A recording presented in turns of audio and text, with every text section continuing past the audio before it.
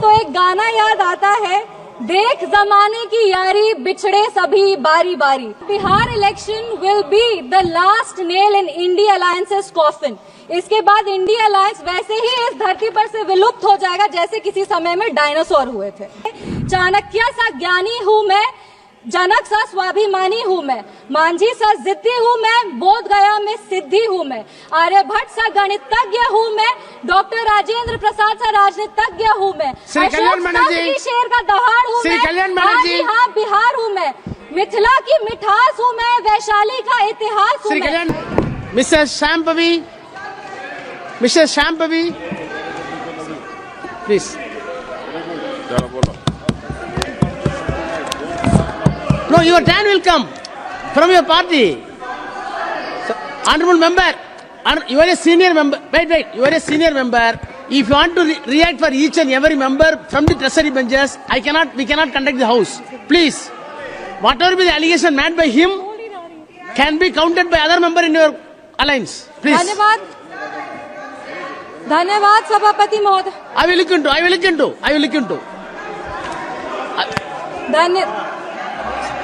Anything unparliamentary, you tell me, please.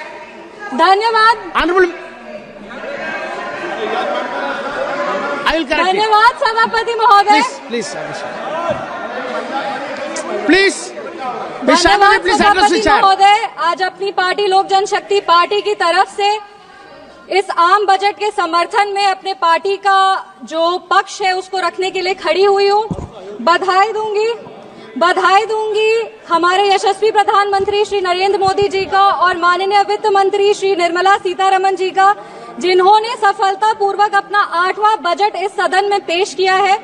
पूरे बिहार की ओर से उनका आभार व्यक्त करूंगी, वित्त मंत्री का आभार व्यक्त करूंगी कि जब वो बजट को इस सदन में प्रस्तुत कर रही थी तब वो बिहार की बेटी पद्मश्री दुलारी देवी द्वारा जो उनको मिथिला पेंटिंग की साड़ी भेंट की गई थी वो पहनकर वो अपने बजट का भाषण दी थी। इससे बिहार का गौरव, बिहार का सम्मान बरकरार रहा है।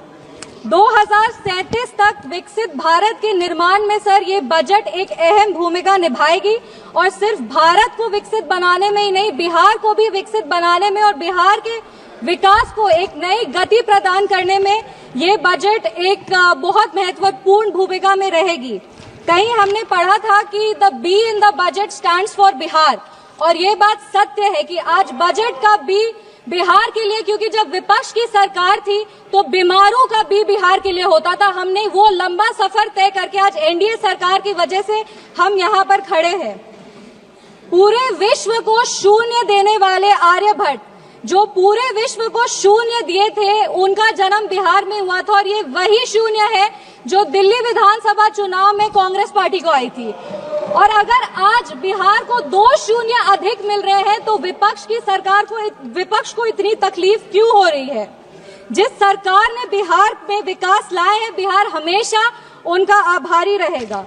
हम उस बिहार की बेटी हैं सर जो इस देश की रीढ़ की हड्डी है, वो चाहे आपके कॉर्पोरेट सेक्टर्स हो, वो चाहे आपके सॉफ्टवेयर आईटीज हो, वो आपके इंफ्रास्ट्रक्चर को खड़ा करने वाले मजदूर हो, वो आपके घर के सहयोगी हाथ हो।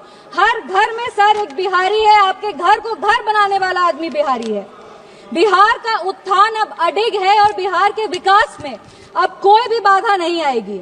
रीजनल फेवरेटिज्म की बात करते हैं सर, 2004 में डीएमके पार्टी के समर्थन के लिए तमिल को क्लासिकल लैंग्वेज घोषित कर दिया गया था और उसके लिए एक यूनिवर्सिटी की स्थापना भी की थी। तब बिहार वासी को और बिहारियों को कोई दिक्कत नहीं था, पर आज जब बिहार को ज्यादा मिल रहा है तो विपक्ष को इतनी तकलीफ क्यों हो रही है? बिहार में आज जीडीपी का मतलब है ग्रॉस डोमेस्टिक प्रोडक्ट, बट जब विपक्ष की सरकार थी तो बिहार में जीडीपी का मतलब था गुंडागर्दी, डकैती और पॉवर्टी। हम बिहार में जमीनी स्तर पे काम करते हैं, इन लोगों ने बिहार में जमीन हड़पने के लिए काम किया है। हम दोनों में बस यही अंतर है। संविधान विरोधी कहते हैं और नेता प्रतिपक्ष भी जब राष्ट्रपति अभिभाषण के धन्यवाद प्रस्ताव में बोल रहे थे तो जितने बार उन्होंने भारत का नाम नहीं लिया था उससे ज्यादा वो चाइना के बारे में बात कर रहे थे। और ये इनका एक ट्रेडिशन रहा है कि चाइना के मॉडल से ये बहुत प्रभावित रहते। नेशनल एडवाइजरी काउंसिल भी चाइना से प्रेरणा लेकर के ही स्थापित की गई थी। हम राहुल गांधी जी को बस यही कहना चाहेंगे, राहुल गांधी जी ज्यादा चीनी देश के लिए और सेहत के लिए, दोनों के लिए हानिकारक है। इंडिया अलायंस को देखते हैं सर तो एक गाना याद आता है, इंडिया अलायंस को देखते हैं तो एक गाना याद आता है, देख जमाने की यारी बिछड़े सभी बारी बारी। और Bihar election will be the last nail in India alliances coffin. इसके बाद इंडिया अलायंस वैसे ही इस धरती पर से विलुप्त हो जाएगा जैसे किसी समय में डायनासोर हुए थे। अगर हम बजट की बात करें तो वित्त मंत्री जी ने 50 लाख करोड़ का बजट दिया है, जिसमें 11,21,000 जो है वो कैपिटल एक्सपेंडिचर है। ये हमारे देश के निर्माण में एक अहम भूमिका निभाएगी। वित्त मंत्री जी ने अपनी भाषण की शुरुआत ही सरकार के एफर्ट्स को रेखांकित करते हुए कहा कि इस बजट का फोकस्ड ग्रोथ पे है, इंक्लूसिव डेवलपमेंट पे है, प्राइवेट सेक्टर इन्वेस्टमेंट पे है और enhancing spending power of India's riding middle class पे है। ये बजट एक गाइडिंग फोर्स के रूप में अपने आप को स्थापित करेगा और ये इस बजट का ही परिणाम है कि इतनी ग्लोबल अनसर्टेनिटीज के बावजूद भी हमारा देश एक फास्टेस्ट ग्रोइंग इकोनॉमी है। Sir, I am the only speaker from my party, मेरे को अपनी बात पूरी करने का पर्याप्त समय मिलना चाहिए। No nation can prosper without respecting its farmers. किसान हमारे अन्नदाता है, अन्नपूर्णा देवी का साक्षात स्वरूप हमारे किसान है। काफी सारी ऐसी योजनाएं जो आत्मनिर्भर विचारधारा से किसानों को सशक्त करने के लिए लिया जा रहा है। प्रधानमंत्री धन धान्य कृषि योजना हो, जो 100 जिले जिसमें कम उत्पाद होते हैं वहां पर लगभग 150 करोड़ किसानों को ये योजना जो है वो फायदा देगी। वो फसल विविधीकरण हो, सिंचाई हो या ऋण उपलब्ध कराना हो, इस योजना के तहत किसानों को सशक्त किया जाएगा। Rural prosperity and resilience programme के तहत ग्रामीण क्षेत्रों को मजबूत किया जाएगा, आर्थिक रूप से उनका सशक्तिकरण होगा। आत्मनिर्भरता in pulses. Sir, I am the only speaker from my party sir, I have enough time, I know. Mission for आत्मनिर्भरता इन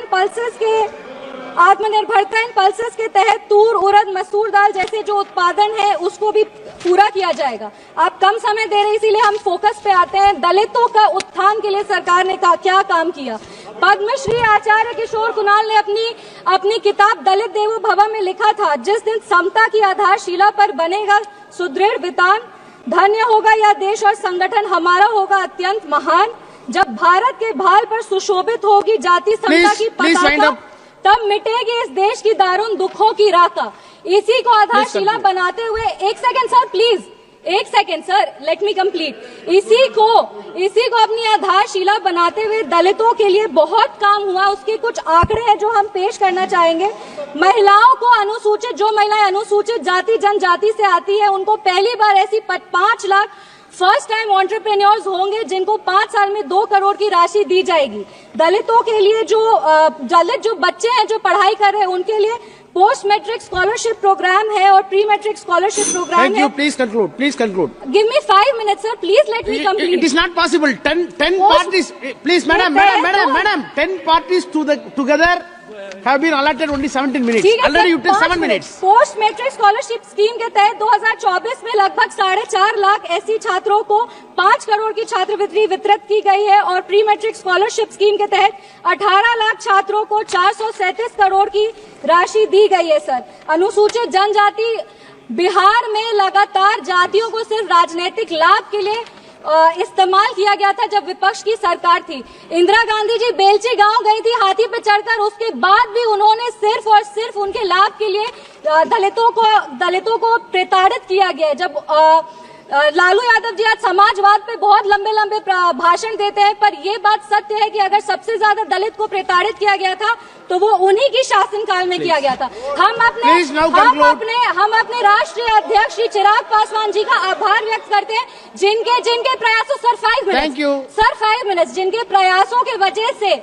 आज निफ्टन जैसे जो इंस्टीट्यूट है वो बिहार में आ रहे हैं और आने वाले समय में बिहार ईस्टर्न हब में एक जो फूड प्रोसेसिंग है उसका एक नोड बनेगा। आईआईटी पटना को विस्तृत किया जाएगा। Sir 2 minute. Thank you. Sir please 4 पंक्ति पढ़कर हम अपने वाणी को विराम दे रहे हैं। सर, बिहार के गौरव को और बिहार की जो इतिहास रहा है उसको बार बार इस सदन में उछाला जाता है बिहार के खिलाफ। कई सारी बात विपक्ष कहते हैं, 5 पंक्ति सर हम पढ़ेंगे। चाणक्य सा ज्ञानी हूं मैं, जनक सा स्वाभिमानी हूं मैं, मांझी सा जिद्दी हूं मैं, बोध गया में सिद्धि हूं मैं, आर्यभट्ट सा गणितज्ञ हूं मैं, डॉक्टर राजेंद्र प्रसाद सा राजनीतिज्ञ हूं मैं, श्री कल्याण बनर्जी, शेर का दहाड़ हूं श्री मैं, कल्याण बनर्जी, हाँ बिहार हूं मैं, मिथिला की मिठास हूं मैं, वैशाली का इतिहास हूं श्री मैं, कल्याण बनर्जी, मगध का nothing will go on record except Kalyan Banerjee. साम्राज्य